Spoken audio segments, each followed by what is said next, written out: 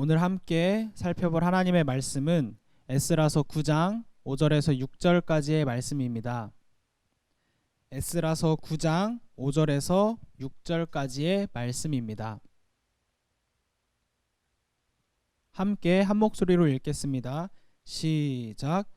저녁 제사를 드릴 때에 내가 근심 중에 일어나서 속옷과 겉옷을 찢은 채 무릎을 꿇고 나의 하나님 여호와를 향하여 손을 들고 말하기를 나의 하나님이여 내가 부끄럽고 낯이 뜨거워서 감히 나의 하나님을 향하여 얼굴을 들지 못하오니 이는 우리 죄악이 많아 정수리에 넘치고 우리 허물이 커서 하늘에 미침이니이다.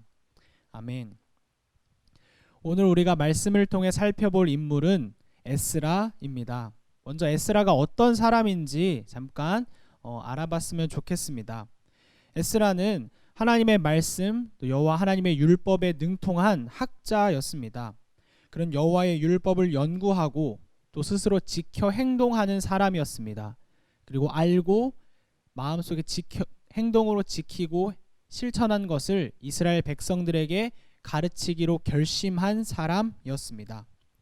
그는 바사 제국, 페르시아라 알고 있는 그 제국의 아닥사스다 왕의 고위직 신하였습니다. 그는 여호와 하나님의 돌보심과 보호하심 아래에 있는 사람이었고 또 그가 왕에게 구하는 그 모든 것들을 왕이 들어줄 만큼 왕에게 신임받고 신뢰받는 그런 사람이었습니다. 동시에 에스라는 예루살렘으로 포로 귀환을 이끈 지도자였습니다. 남유다는 586년 바벨론에 의해 멸망당하게 되는데요.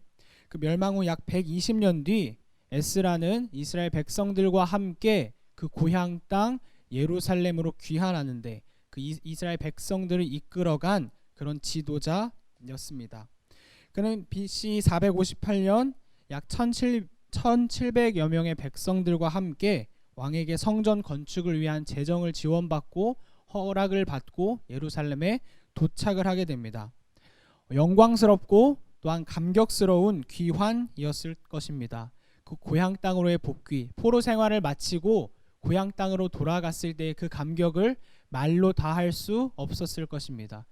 또한 조상들과 약속하신 그 약속을 기억하시는 하나님에 대한 감사와 감격이 그 마음 가운데 가득했을 것입니다.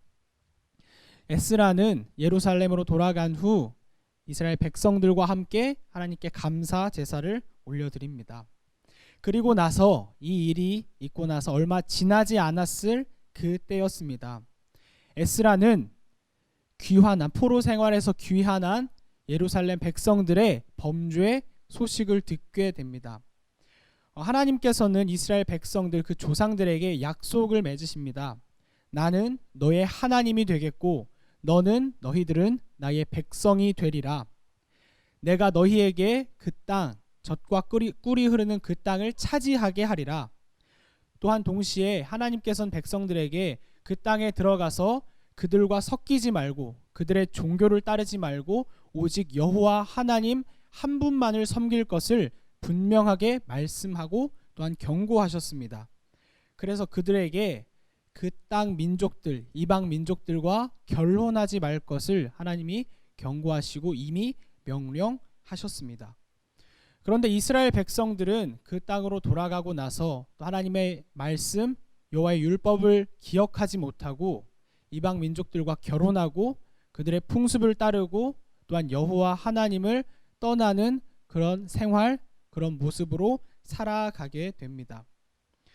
하나님의 은혜, 또 포로 생활을 마치고 귀환하게 해주신 그 하나님의 은혜는 어느새 잊어버리고 또 기억하지 못하고 또다시 하나님의 말씀을 어기고 그들의 마음대로 행동하는 모습을 듣게 된 것입니다. 에스라의 반응, 이 이야기를 들었을 때 에스라의 반응을 우리가 한번 주목하여 보았으면 좋겠습니다.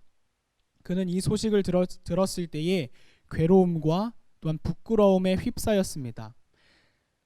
에스라의 행동은 겉옷과 속옷을 찢고 자신의 머리카락과 수염을 뜯고, 다른 성경 번역본에 보면 넋을 잃고 주저앉아 슬퍼하고 또한 애통하였다고 성경에 기록하고 있습니다. 정말 속이 상한 상태로 슬퍼하고 부끄러워하고 완전히 괴로움에 휩싸인 모습인 것입니다. 저는 이 성경 구절을 읽을 때 이런 의문이 들었습니다. 무엇 때문에 에스라가 그렇게 슬펐을까?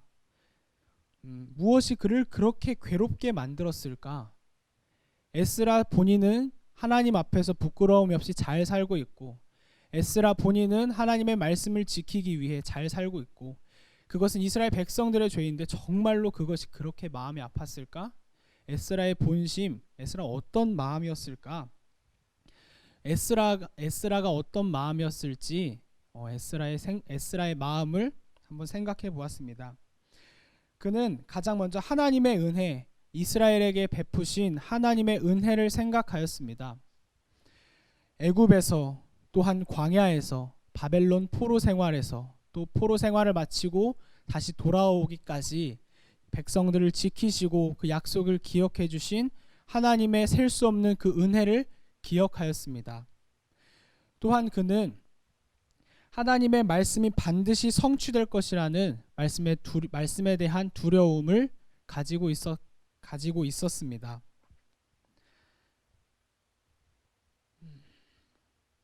그는 말씀을 반드시 이루시는 그 하나님 앞에서 하나님의 말씀을 지키지 않은 것에 대한 두려움과 죄스러움, 그 부끄러움에 사로잡혔던 것입니다.